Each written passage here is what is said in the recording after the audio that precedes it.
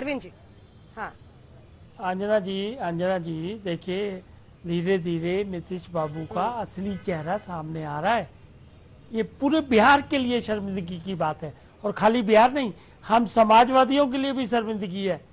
ऐसा कभी सोचा था हमने कि समाजवादी नेता, इतने तौल नौप के बयान देने वाला आदमी इस तरह की बातें करेगा विधानसभा में?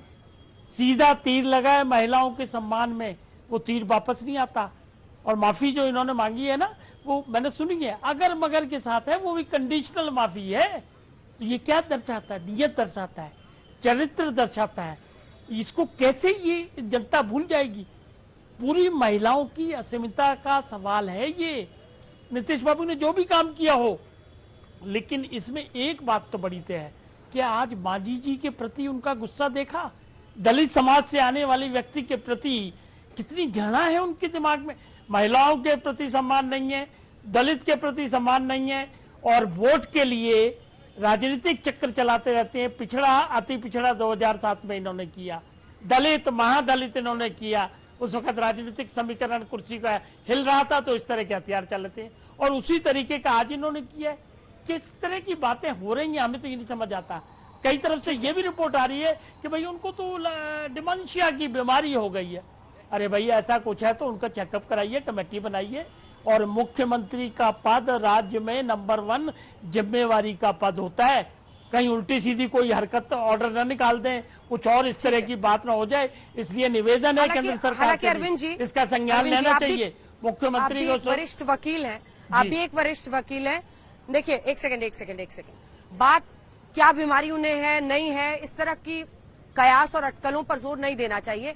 जिम्मेदारी से बात करने की जरूरत है, और वो होशो हवास में इस तरह की बात कर रहे हैं। और एक बार नहीं, पहले वो विधानसभा में कहते हैं, फिर 1 घंटे बाद विधान परिषद में वही बातें दोहराते हैं। ऐसे वक्त पर जब पीछे जो महिला विधायक हैं वो सब अपना सर छिपा रही थी, किसी तरीके से चेहरा छिपा रही थी कि ये क्या बोल रहे हैं, वो भी झेप गए थे सारे लोग।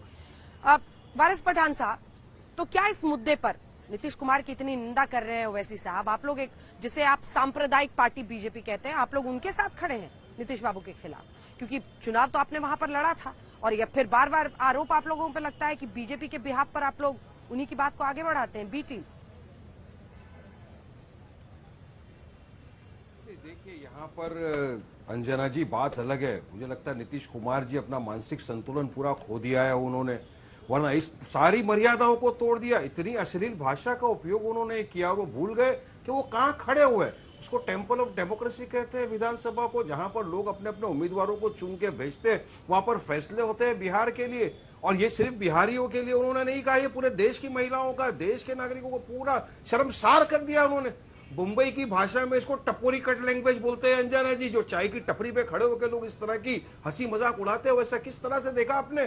किस तरह से उनका एक्सप्रेशन देखिए, उनका फेशियल लैंग्वेज देखिए, हरकतें देखिए। इतना सीनियर चीफ मिनिस्टर जो इतने सालों से बिहार के अंदर मुख्यमंत्री रह चुके हैं, क्या आपको लगता है स्पर ऑफ द मोमेंट उन्होंने बोल दिया? नहीं, सोच समझ के बोला, क्योंकि 1 ही घंटे में नीचे बोला विधानसभा में, उसके बाद जाके विधान परिषद में बोला। अगर आपको समझाना था एजुकेशन के ऊपर, पॉपुलेशन कंट्रोल के ऊपर, तो आपको हर चीज समझाने का एक तरीका होता है ना, कि इस तरीके से आप समझाएंगे, लोगों को समझेगा। मगर इतना इसको इंग्लिश में परवर्ट बोलते हैं अंजना जी, परवर्ट माइंड, ये नहीं, कोई बर्दाश्त नहीं करेगा। इसमें किसी भी पार्टी का ये हो इंसान, हम उसकी कड़ी निंदा करते हैं कि इस तरह की भाषा का उपयोग करता है जो आदमी, वो वाकई में मेंटली सिक आदमी। क्योंकि ये भाषा ना आप और मैं घर में बैठ के बच्चों के साथ नहीं सुन सकते, ना देख सकते हैं। अब यहाँ पे बीजेपी भी बैठी हुई है। अब अगर नीतीश कुमार बीजेपी में चले गए तो पूरा दूध के धुल जाएंगे, एकदम निर्मा, वॉशिंग पाउडर निर्मा बन जाएंगे। उनकी बातों को भी माफ कर दिया जाएगा, बोला जाएगा नहीं उन्होंने करके माफी तो मांग ली ना। अरे आप किसी का कत्ल कर दो, कत्ल करने के बाद आप ये बोलेंगे कि भाई मैंने माफी मांग ली, मुझे माफ कर दो, तो क्या कानून आपको माफ करेगा? नहीं करेगा। और ये पूरा सोच समझ के दिया। और अगर कुछ भी था नीतीश बाबू, आप बराबर इससे बोल सकते थे, मगर ऐसी बहुत सारी भाषाएं, और हम कुछ इस तरह ही नहीं हो गए कि हम बीजेपी को समर्थन दे रहे। बीजेपी को तो मर जाएंगे लेकिन जिंदगी में सपोर्ट नहीं करेंगे।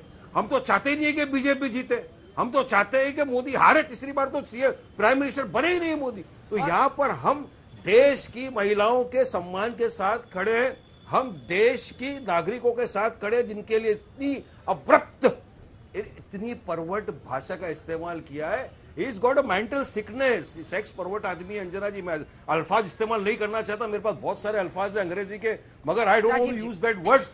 ये इतना आहत हुआ है दिलों को, रोज रात को बात कर रहे हैं, मस्ती मजाक उड़ा रहे हैं कि क्या हो गया उसको, इस तरह की बात कर रहे हैं। कोई बोलता है कौन सी फिल्म देख के आते हैं, कौन सा गांजा पी के आते, ऐसी बातें हो रही है।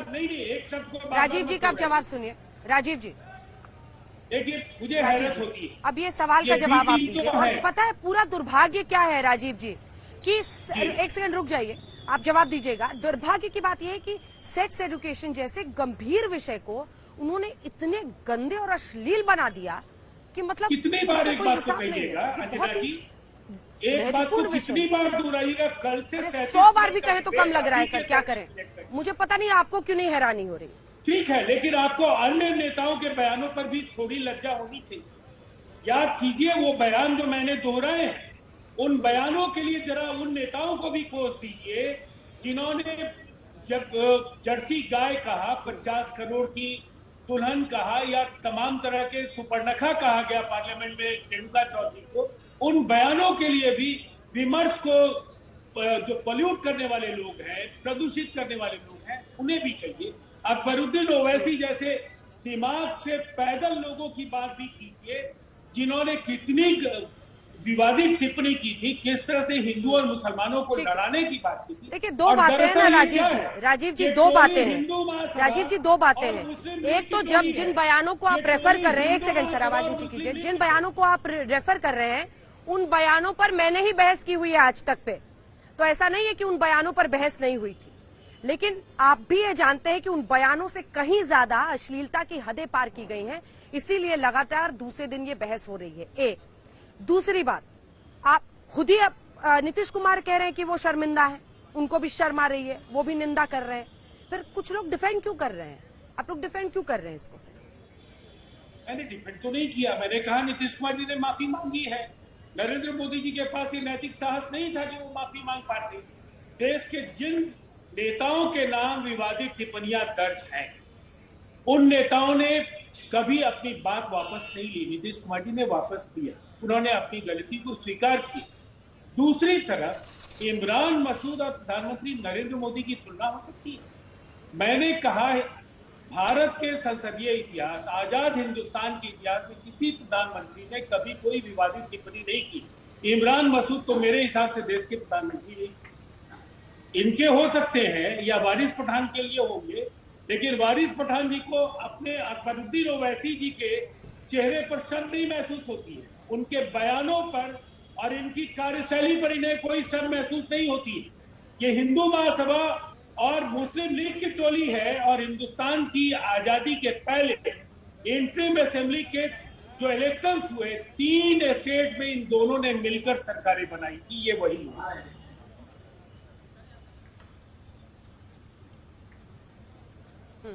जवाब दीजिए इसका सुधांशु जी, जवाब दीजिए। और ये भी सवाल लाजमी है कि क्या फिर नीतीश बाबू के साथ कहीं मिल लिए, क्योंकि कोई ठिकाना नहीं है आप लोगों का, तो कई बार आप लोग बिछड़ते हैं फिर मिलते हैं, फिर उनके साथ अगर सरकार बना ली तो फिर आपको वो अच्छे लगने लगेंगे, फिर आप हमें भी समझा बुझा के दीजिएगा, अरे वो दोनों तो माफी मांग ली थी, क्या आप एक ही बात? हमारा ठिकाना अपनी जगह स्थिर है, नीतीश बाबू इधर उधर होते रहते। देखिए हमारा ठिकाना स्थिर रहता, नीतीश बाबू इधर उधर होते रहते हैं।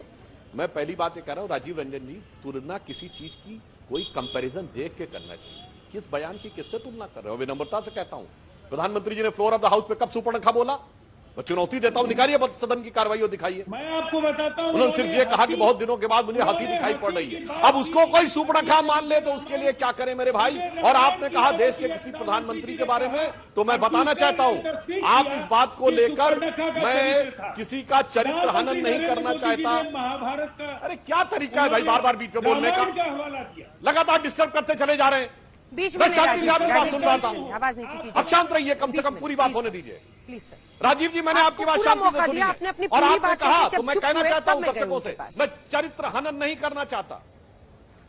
हाँ सुनिए, मैं चरित्र हनन नहीं करना चाहता। आपने कहा देश के किसी प्रधानमंत्री ने, तो पंडित जवाहरलाल नेहरू के खुद के हाथ के लिखे हुए लेटर्स हैं जिसमें उन्होंने किस किस महिला के बारे में क्या क्या लिखा है, मैं नहीं यहां पे बोलना चाहता। और वो selected words of Jawaharlal Nehru में साइन किए हुए लिखे, इसने थोड़ा पढ़ के आया करिए, तब जाके बोला करिए किसी प्रधानमंत्री ने बोला कि नहीं बोला, किसी बोला नहीं, लिखा हुआ है।